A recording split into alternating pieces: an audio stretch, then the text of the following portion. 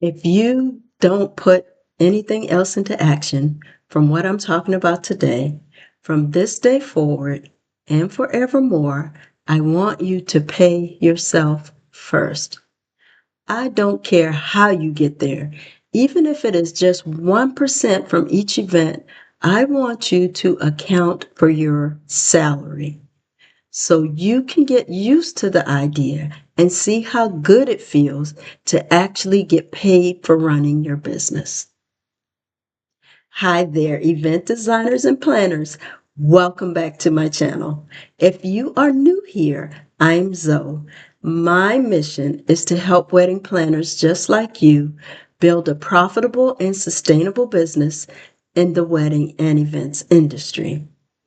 If you're struggling to bring home the bacon, you are in the right place.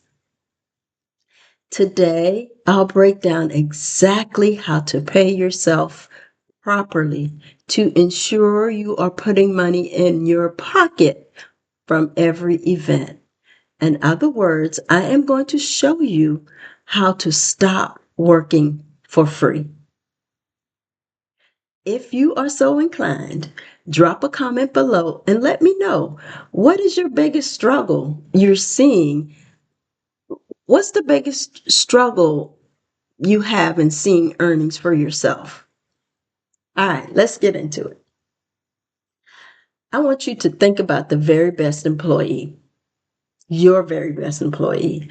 I bet you take extra steps to ensure that you are taking very good care of that person. You do everything in your power to keep them happy, including paying them what they're worth, right? I know. I have a person who has been with me from day one. I call her my ride or die. Whether I'm here or out of town, she will handle my business the way that I handle my business. She has my back come hell or high water, and I compensate her appropriately. I don't mind. I pay her double, triple scale, and it is not a problem because I know when I need her, she is there for me, and she's going to operate my business with excellence and with care the same way that I do. Well, guess what? You are your best and most important employee, and you need to compensate yourself appropriately. You have to take care of yourself. For many of us, we are busting our butts. We are doing greater than 90% of the work and barely, I say barely, pulling in minimum wage. Stop underpaying your most important employee. And that most important employee is you. Gone are the days when you pay lottie-dottie everybody but yourself. Remember, your business is supposed to serve you, not the other way around. No more leftovers, please, ma'am. Typically, we sell as hard as we can. Then we use the money we collect to pay expenses. We get stuck in a cycle of selling to pay bills, and we do it over and over again. And then we sit back and we wonder why we never, ever see any profit. And that's because we're operating out of the old business model. Income minus expenses equal profit. The problem with that is there's rarely ever any profit left over. Here's the secret sauce. You have to reverse engineer that thing. You have to reverse engineer your profitability. When you pay yourself first or take your profit first, your business is going to tell you immediately whether you can afford all those expenses you're incurring. Side note, stop buying stuff just to be buying stuff. If you find you can't pay your bills after taking your profit or your salary, you have to address all those points and then make fixes. What I suspect, though, is that you're just simply undercharging. We've all been there. No judgment. If every penny that your company earns is gobbled up to operate your business, It's high time you start getting a little owner's compensation. Owner's compensation is the amount you take in pay for the work that you do. I suspect you're familiar with the term owner operator. It means you own the business, you have equity in it, but you also operate the business. You work as an employee for the company, your company. The owner's comp is the money reserved for you to get paid for the work that you do for the company. I see you. You're probably like, great little Miss Fancy Pants. How do I do that? As the preacher said, I'm glad you asked. Today, you're going to take action and get ready for a great year in 3 easy steps. Before I get into those steps, though, I want to remind you why you're here. You are here to stop working for free. I'm going to turn the camera a little bit. We're all human. We make mistakes. No worries. Stop working for free. Pay yourself first. And then I'm going to let you know it's 3 very easy steps. It's 3 very easy steps to do, but it's also easy not to do. Let that sink in. All right. Step number 1.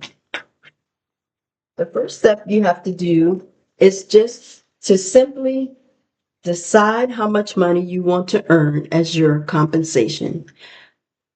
Owner's compensation for being the owner and operator of your business. You can start with your current salary. If that is a little bit intimidating, cut it in half or in 1/4. 1/2 or 1/4 of something is better than nothing. As an example, let's say I'm retired, because I am, and I'm just doing this part-time as a tax shelter and to have something to do. I want to earn enough money this year to go on a cruise next year. So for me, my figure is $12,000. Do you have your figure yet? Do you have it written down on paper? I want you to write it down on paper.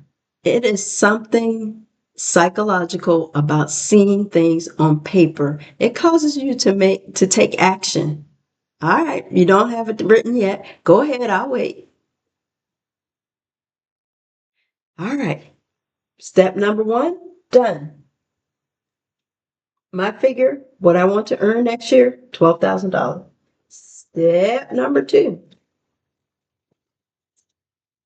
The next step, you have to decide how many clients do you project you will service this year. Let me say that again. How many clients, and just realistically, just get a realistic number. If you work full time and you have a family, it may be hard to take in 50 clients, okay? So realistically, how many clients do you project you will service this year? Like I told you, I'm retired. 12 clients a year suits me just fine. And once a month is even better. Do you have your number yet? Okay, write it down. We're going into the final step. Easy peasy lemon squeezy, right? All right, final step. You have to do a little bit of math. The third and final step is to divide your projected salary by the projected number of clients. Too easy. My salary, $12,000. My number of clients, 12. That equals $1,000. Each client pays me $1,000 as their portion for my annual salary. And that's a minimum. We're in the events industry, so, some events turn a little bit, Some events require more work than others, but for me, the minimum has to be $1,000. And here's the thing about having a minimum. You know exactly what clients to take in. For an example, I don't plan. However, as an example, say someone calls me up and they want a day of coordinator. My first question is always, what's your budget? If they say $500, then I know immediately that's not my client because I require a minimum of $1,000. So I'll refer them on. There's no harm, no foul. Everybody has their budgets, and I respect people who stay within their budget. That is just not the client for me. Okay, so this is a minimum that I charge, or you would charge each client for their portion of your salary. Is this making sense? All right. Know that this is just the first step to financial freedom in your business. And I encourage you to check out the pricing formula. It's an online tool that simplifies pricing, and you'll find that in the description below.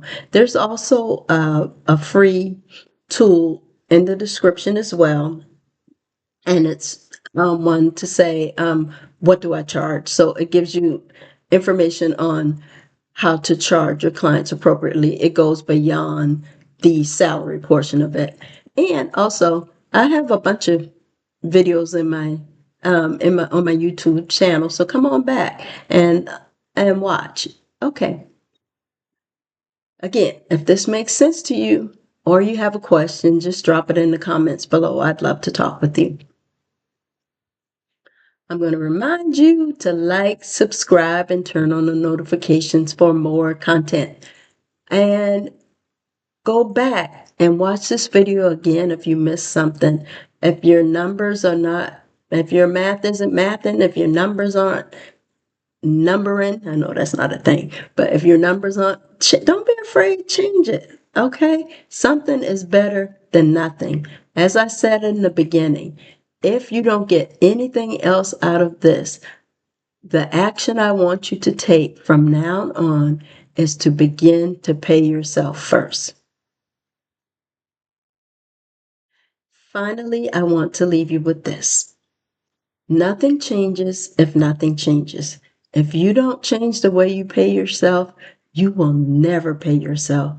Until next time, be well, and I will see you in the next video.